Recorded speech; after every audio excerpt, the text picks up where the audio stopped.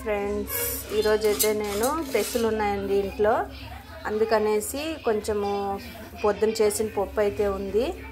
ఇప్పుడైతే కొంచెమే ఉంది అనేసి నేను పెసులతో గ్రేవీ అయితే చేస్తున్నానండి.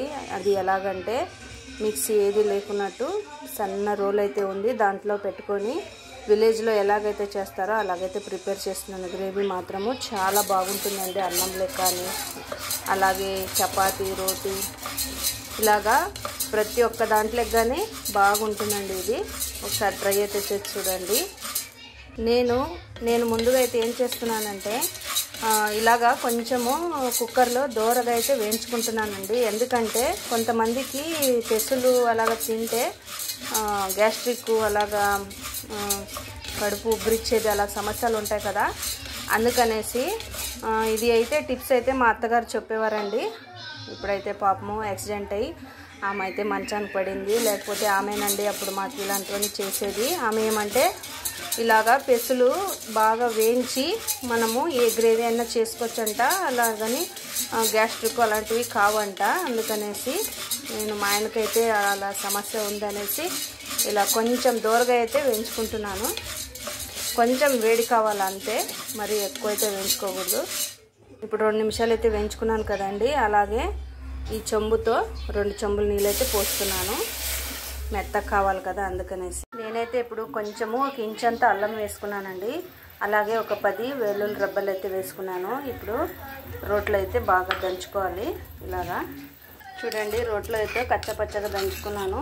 మొత్తం కలిపితే ఒక స్పూన్ అయితే ఉందండి, ఈ స్పూన్తో. ఇప్పుడు విజిల్ అయితే అయ్యాయండి. ఇప్పుడు చూద్దామంట ఎలాగైతే ఉడికాయి అనేసి. చూడండి, ఇలాగా మెత్తగా అయితే రావాలి. 3 విజిల్ అయితే మనం కొట్టుకున్నామంటే ఇలాగ మెత్తగా వస్తాయి.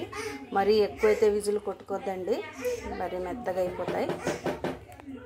ఇప్పుడైతే నేను గ్రేవీకి అయితే తీసుకున్న పదార్థాలు ఏంటంటే ఉల్లిపాయ, అలాగే టమాటా 2, ఉల్లిపాయలు అయితే సన్న సైజు అయితే 3, పెద్ద అయితే 2 చాలండి. అలాగే పచ్చిమిర్చి, కొంచెం జీలకర్ర తీసుకున్నాను. అలాగే ఇప్పుడు ప్యాన్ పెట్టుకొని మనము ముందుగా ఆయిల్ అయితే పోసుకుందాము. ఆయిల్ కొంచెము చూసి వేసుకోండి, గ్రేవీలో కొంచెం ఆయిల్ ఉంటేనే మనకు టేస్ట్ ఉంటుంది. ముందుగా అయితే జీలకర్ర వేసుకోవాలండి. జీలకర్ర కాసేపు చెట్పట్లు ఆడేటప్పుడు ఉల్లిపాయలు అయితే వేసుకుందాము. ఇప్పుడు నేను పచ్చిమిర్చి అయితే వేసుకున్నాను. ఉల్లిపాయలు అయితే కొంచెం గోల్డెన్ ఫ్రై అయ్యేంత వరకు బాగా వేయించుకుందాము, లో ఫ్లేమ్లో పెట్టుకొని. ఉల్లిపాయలు అయితే లైట్గా ఫ్రై అయ్యాయి కదా, ఇప్పుడైతే టమాటాలు వేసుకుందాము. టమాటాలు తొందరగా మగ్గాలంటే మనము చిటికెడు ఉప్పు అయితే వేసుకున్నామండి. ఉప్పు వేసుకుంటే ఏంటంటే కొంచెం తొందరగా అయితే మగ్గుతాయి టమాటాలు, అందుకనేసి. ఇప్పుడు టమాటాలు అయితే 2 నిమిషాలు మగ్గాయి కదండి. చూడండి ఆయిల్ అంతా ఎలాగైందో. ఇలాగా 2 నిమిషాలు మగ్గినాయి అన్నప్పుడు అల్లం పేస్ట్ అయితే వేసుకున్నాము. ముందుగా రోట్లో అయితే నూరుకున్నాం కదా అల్లం పేస్ట్, దాన్ని అయితే వేసుకుందామండి. ఇప్పుడు దీన్ని కానీ కొంచెము ఒక 2 నిమిషాలు ఫ్రై చేసుకున్నాము, పచ్చి వాసన పోయేంత వరకు.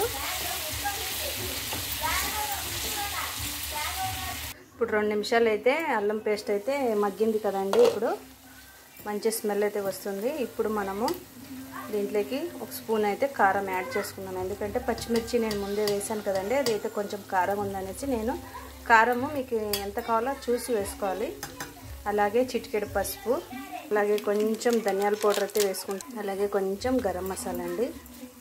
ఇవన్నీ కలిసేలాగా మనము 2 నిమిషాలు అయితే మళ్ళీ ఫ్రై చేసుకుందామండి.